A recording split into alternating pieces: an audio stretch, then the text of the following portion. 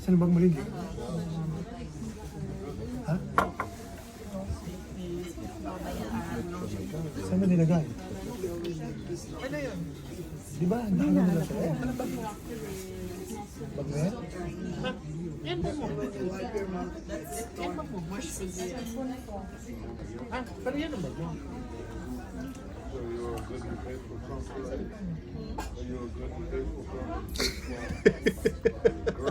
Labas mo na mama. Iyak na si Lindy. Dapat pinaiyak mo. Dapat pinaiyak mo. Ba't mo Sa David kasi.